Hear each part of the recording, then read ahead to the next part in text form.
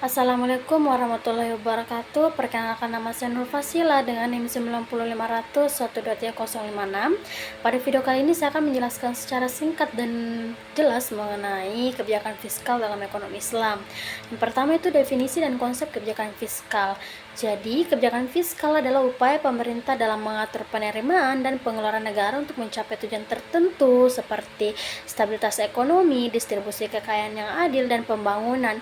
Dalam ekonomi Islam, kebijakan fiskal diorientasikan pada tercapainya maqasid syariah, yakni mewujudkan keadilan, pemerataan, kesejahteraan umat, dan menghindari penindasan. Sumber penerimaan negara meliputi zakat, kharaj, jizyah, ghanimah, fai, dan sumber halal lainnya. Sementara pengeluaran diarahkan untuk kemaslahatan umat umum atau masalah ammah.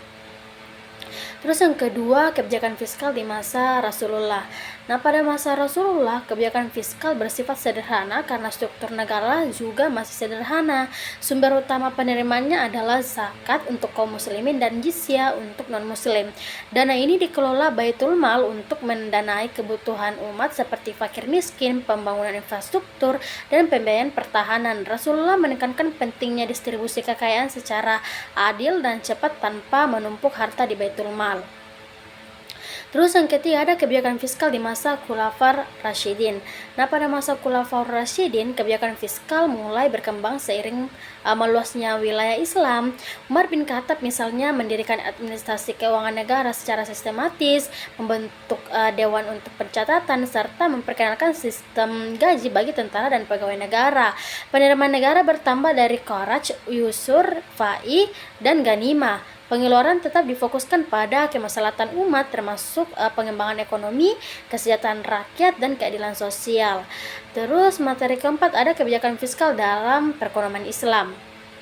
Nah, dalam ekonomi Islam, kebijakan fiskal adalah instrumen untuk mengurangi ketimpangan distribusi, menjamin kesejahteraan, dan mendorong pertumbuhan ekonomi yang sesuai syariah. Kebijakan ini harus menghindari sumber pendapatan haram seperti riba, perjudian, dan praktik yang mengandung gharar. Nah, peran zakat, infak, sedekah, kharaj, jizyah, dan wakaf menjadi pusat fiskal Islam. Negara harus mengutamakan pengeluaran untuk memenuhi kebutuhan dasar rakyat, menjaga stabilitas harga, serta memelihara keadilan distribusi. Terus materi terakhir yaitu kebijakan fiskal dalam aliran ekonomi modern. Nah, dalam ekonomi modern, kebijakan fiskal dilihat sebagai alat untuk stabilitas ekonomi makro, mengatasi siklus ekonomi, serta mempengaruhi permintaan agregat. Aliran Keynesian misalnya menekankan pentingnya belanja pemerintah untuk mendorong pertumbuhan saat resesi, sementara itu aliran klasik lebih menekankan pasar yang efisien dan peran minimal pemerintah.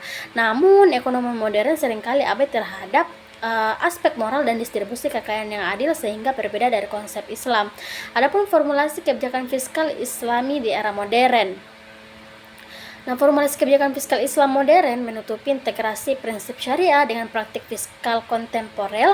Hal ini meliputi yang pertama, optimalisasi sumber pendapatan halal seperti zakat, wakaf, produktif, pajak Islami jika diperlukan. Yang kedua, pengelolaan Baitul Mal atau lembaga fiskal Islam yang profesional dan transparan. Yang ketiga, prioritas pengeluaran untuk menghapus kemiskinan, mengembangkan pendidikan, kesehatan, infrastruktur, serta menjamin keadilan sosial. Yang keempat, pemanfaatan instrumen modern, misalnya sukuk negara syariah untuk pembiayaan pembangunan tanpa riba. Terus terakhir, ada penekanan pada redistribusi kekayaan, stabilitas ekonomi, dan pembangunan berkelanjutan yang berbasis nilai-nilai Islam. Jadi itu saja yang sempat saya sampaikan. Wassalamualaikum warahmatullahi wabarakatuh.